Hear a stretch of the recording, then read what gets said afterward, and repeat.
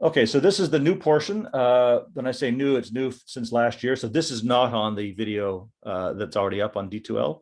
I will have to add this little video at the end or as a separate video.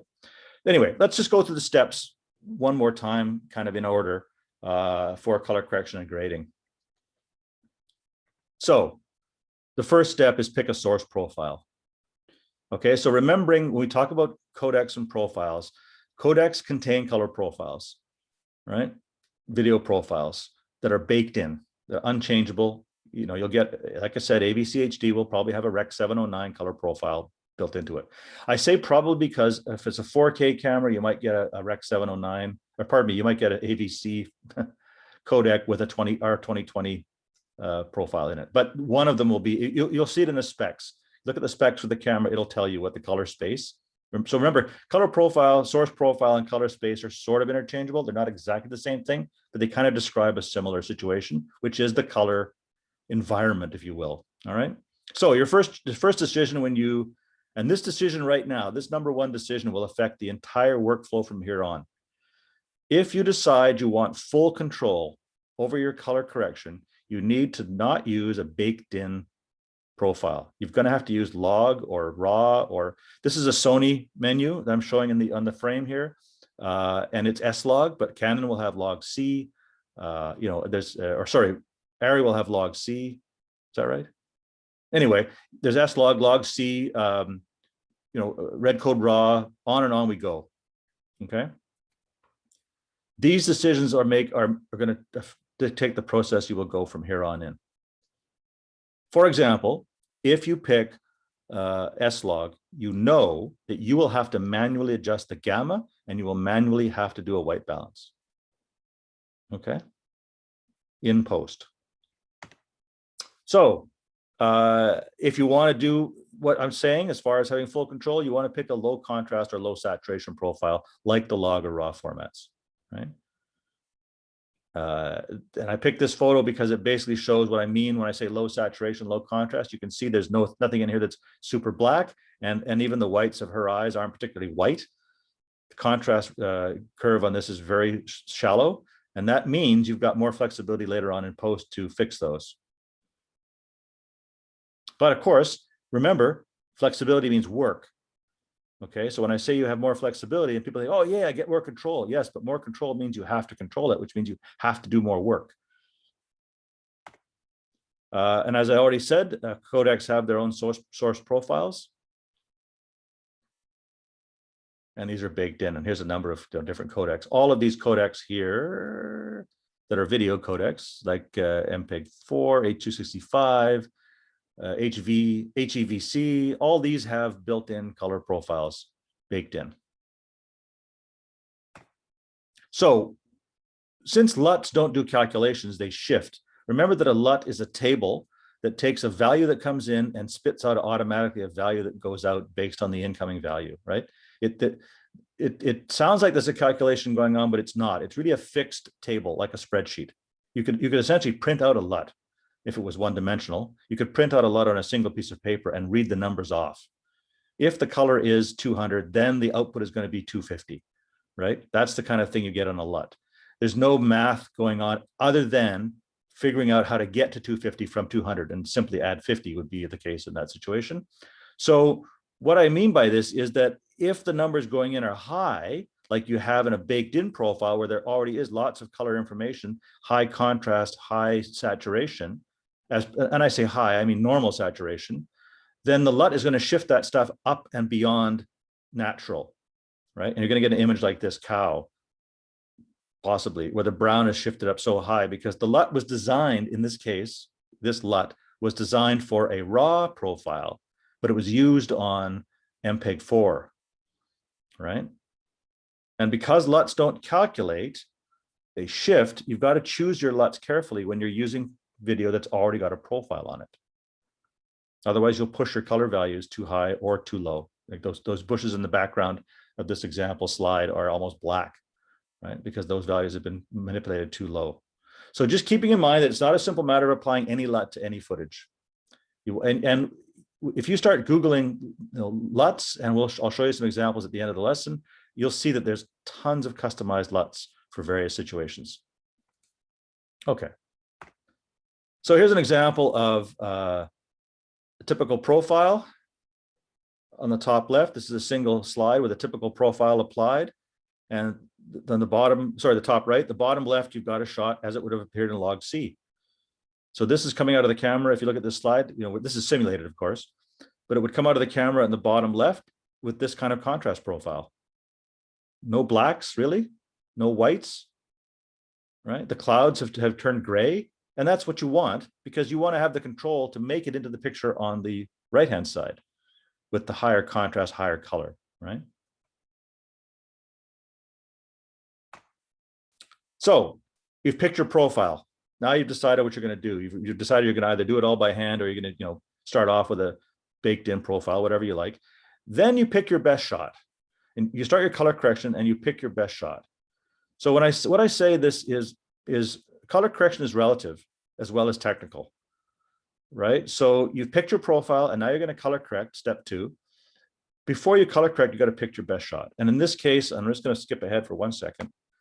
Take a shot from your project, right? This is an actual frame from your project. This is from Hateful Eight, but nonetheless, let's pretend right now your project is Hateful Eight and you're the color corrector. You go through the entire, well, maybe most of your footage where you know that the shots are good. Now, when I say good, I mean this. If you look at this shot, and I don't know if you guys can see this on Zoom because the internet compresses the heck out of things, but you'll notice that the fur in the center, you can see all the hairs. Right? So that's dark, dark fur, and yet all the hairs are visible. So you've got lots of contrast here to play with.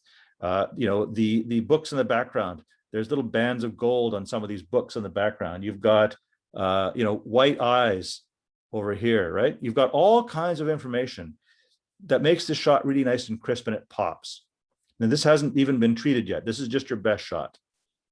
You start with that and keep that aside. Have a copy of that somewhere. Make a copy of this clip, put it in a bin somewhere, whatever you need to do. And then when you're going through and color correcting, you have this as your reference shot to say that all my other shots have to look sort of as good as this. Now, what that doesn't mean is they have to look the same as this, but it means they have to have a similar kind of quality. In other words, you have to have the same contrast, because if this is a good shot and it's all crisp and clear and the colors are popping the way you want them to, well, in color correction, let me backtrack a moment. If we're doing color correction, this shot wouldn't be as saturated as this because, of course, it would be in log or raw, let's say. But nonetheless, if the contrast and gamma and exposure and everything is the way you like it, when you get to the shot in the actual project, if it's better than all the rest, it will really pop out, and you don't want that. You want the whole thing. You don't want people to be suddenly distracted by the fact that, wow, all of a sudden this shot looks fantastic, or this project looks fantastic.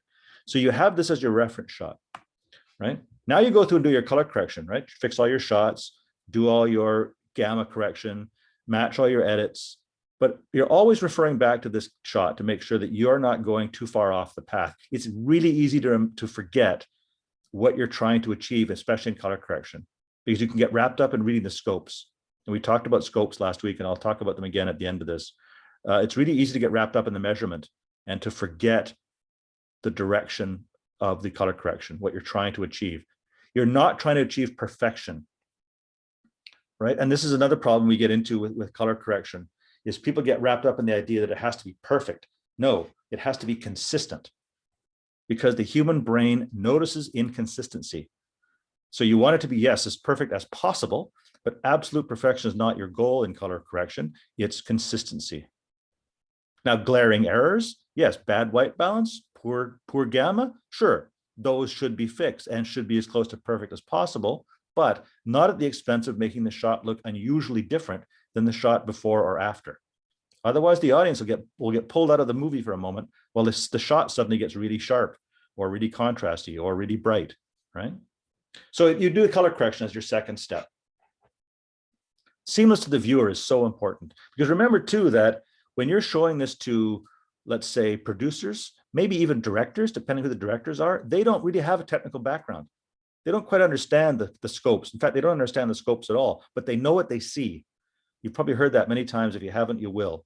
Many people say in this business, I don't know what you're talking about, but show it to me. And then when they see it, and they'll say, I'll know it when I see it. And so you show them the clip, they don't know what's going on with levels, but they do know something doesn't look right. That's that seamless to the viewer aspect, okay? So there's your best shot. So remembering, of course, that when you're doing this color correction, you're doing it in black and white first. And what I mean by that is you're dealing with all the white balance issues, the black balance issues to make sure the blacks are neutral, the whites are neutral. This is before color grading, so they should be neutral. If there's a color in your shadows, if, for example, your shadows are all reflecting green from the trees, you want to neutralize that, because when you apply your color grade, it will add to that or subtract from that green. So you want your black and white and color levels to be pretty much bang on. You also want to make sure they're not too black. You're not crushing the gamma and the blacks, and the whites are not too bright and blooming, right? So you do the whole color correction step process for all your clips. Do all your luma correction first, all right? Then do the gamma. So once you've done the black and whites and make sure they're all right, now you want to go back and look at the contrast between the two, right? And again, you have to do this as a second pass, because you can't start adjusting the gamma until all your shots agree in black and white level, then luma level, right? Then you can go back and now look at the shots and make sure the contrast is right. Okay. And remembering that if you're using raw or log, there's no gamma in the profile. You'll have to do the gamma yourself.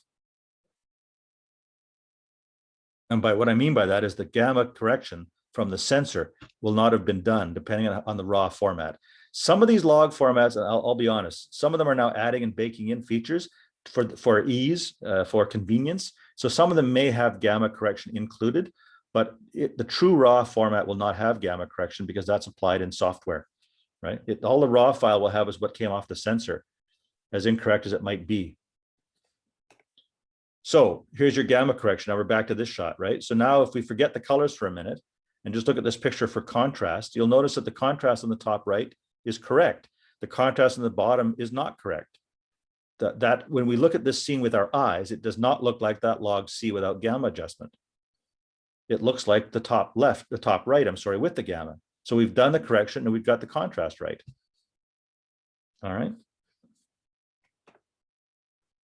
And remember, gamma is accurate, not correct.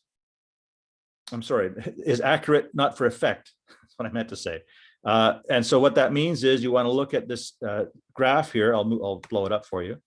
If we look at the two graphs, one on the left, one on the right, the one on the left is how the camera saw contrast, and the one on the right is how it should look. So if you look at the grayscale at the bottom, and this one has got not only gray, black and white, it's also got the 3 color grayscales. If you look at those steps on the bottom, they're not in order, right? Some steps are brighter than others, the next to them and darker than others. They're not in a proper order. They should be in ascending order from right to left of brightness, or in descending order from left to right of darkness. Every step should be one shade different than the step before it. But in the grayscale on the left, that's not true, because the camera's sensor is not giving you proper gamma response, because it can't, because of physics and the way the sensor is made. We talked all about that with camera sensors. So short story here is you want your gamma curve to be right. It's not, this is not a look aesthetic. This is where it has to be correct. Okay. Then tweak. So then the final step of your color correction, we're not even color grading yet, we're still correcting, is to run through your project and make sure there's no objects in the project that aren't the right color. That'll happen. You've done all this correction and you'll find something that's not the right color. It could be the lighting in the scene. It could have been someone in the shadow. It could be reflected off a green screen, where you've got a character standing in front of a green screen and they're getting green light bouncing off the green screen and put a green shadow on their costume. And so you've got to go back and fix that, because that green shadow is not supposed to be there. And you can't color grade until you fix that's an error, right?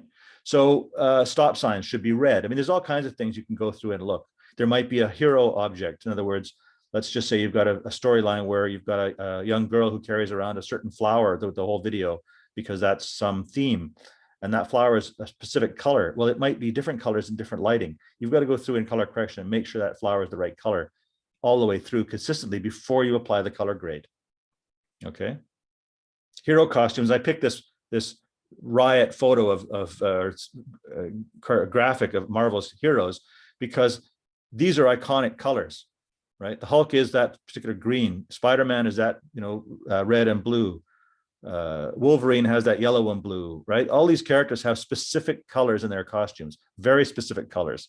So you've got to make sure those colors are correct all the way through before you apply any grading. Then you can do your grading. And that's your next step. You've done your color correction. Now you can make your artistic decisions and experiment with looks. This is where you start working with the designer. So the designer would come in. If we had this discussion when the question was asked before about planning for color correction, this is where you would bring in your art director and say, okay, now we've done all the error fixing and correcting, everything's correct. Let's start playing with the art and make sure everything agrees with the color palette we've agreed on. All right. So you can be creative. So like in the case of this clip from Pleasantville, right? You've decided that this scene is going to be colorized in a certain way. And these are going to be specific colors. You can apply your LUTs, your filters, your color effects. You can adjust any value you want in video, really, to get your desired result in color grading. Basically, it's entirely up to you how to achieve the color grade. Once you've done the color correction, met all the required bits, you're free to do the things you want. Now, the reality is a lot of people, how do I put this? They want to jump to color grading. Nobody wants to do the color correction because it sounds like a lot of work, and it is. It is a lot of work. To do it properly, you have to be really good at color correction. And then the color grading comes easily. It's like playing the piano or any instrument. You've got to go through tedious hours and hours of practice before you can actually play. And so, but the problem is everybody wants to play. Everybody wants to pick up a guitar and start playing a song right off the bat. And you can have fun with color grading in the beginning and start throwing stuff all over the place. But in the end, to get a proper professional product, you're gonna have to go through the whole color correction process first. All right. And then the fun begins. Once your color correction is over and your color grading starts, you can then just play to your heart's content.